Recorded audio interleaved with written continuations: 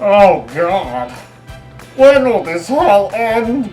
I'm so alone. I'm drunk. Well, here's another movie I haven't seen. Maybe this will be the one to bring the sensation of joy back into my life. Probably not.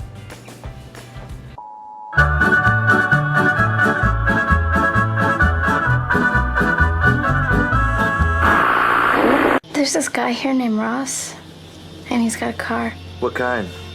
Volvo. Okay, ready? Spoof, dope, crank, creep, bomb, spank. Middle amphetamines. Call it what you will. It's all methamphetamine. That's what I'm here for. Today's episode, we're reviewing Spun, a 2002 movie about a bunch of wastoid meth heads. And it's a classic the whole family can enjoy, especially your impressionable children.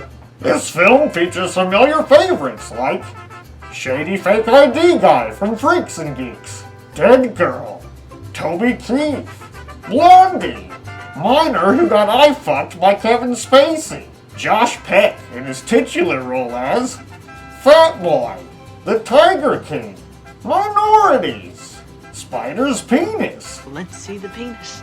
Bring on the penis. and Demi Lovato.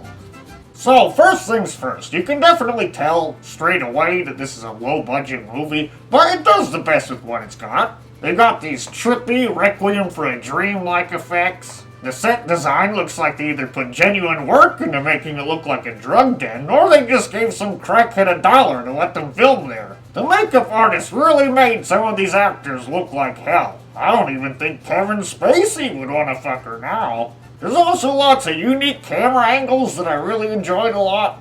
And frankly, I was really worried when the movie opened where there's just this really long, boring shot of the outside of Spider's house with Ross's unenthused monologue listing different names for meth. I was like, oh no, this is just gonna be a crappy low-budget wannabe train spotting, riding off the success of that film and others of the time. And Ross totally looks like a Ross, doesn't he?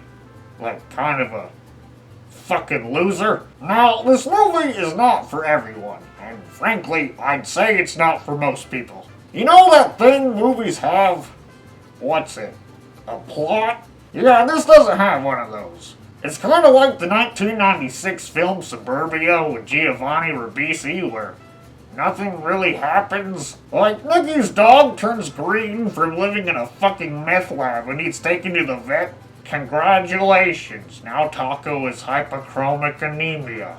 Wait a minute, is he a chihuahua? Is he called Taco because of the fucking Taco Bell dog? Yo quiero Taco Bell.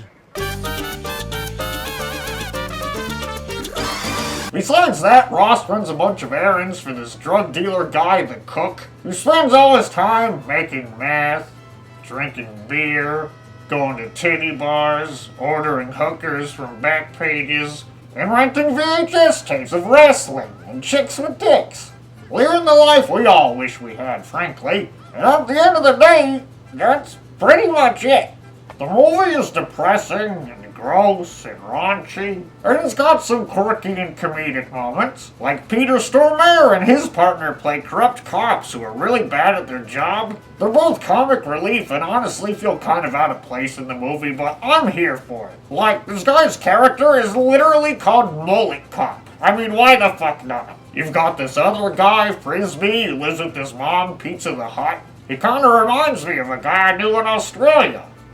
Jesus Christ, he smelled bad. There's this other girl who Ross leaves tied up in his room like he's fucking Ted Bundy or some shit. Like, she's there for 4 solid days. And for a while I was worried this is gonna end up like a Gerald's Game scenario, but she gets away and runs off to be a lesbo with Debbie Harry. This movie definitely doesn't try to glorify drugs. Things are going terrible for just about everyone. Ross and Nikki both seem to have a lot of denial about their situation. Nikki's kid was taken by child services and she thinks she can just get off meth any time and get her kid back and live happily ever after. Ross thinks he and his girlfriend or ex-girlfriend are still madly in love, but he can't even pay her back the hundreds of dollars he owes her and she wants nothing to do with him. And the way they both talk and some interactions with other characters, and frankly just they look the least fucked up of all these people. I get the feeling both of them are newer to the stuff, like it's already started to ruin their lives, but they're still early enough in that reality hasn't quite settled in yet. You get some decent performances in the movie, Brittany Murphy being a highlight, I think. The movie in general was about as neurotic as the characters in it, so if you're running low on speedball funds, popping in this cassette might just do the trick for a similar effect. But that's my review of Spun. If you liked this episode, be a doll and subscribe to my channel. And tune in next time for another review. And to watch me spiral further into mental decline and emotional turmoil.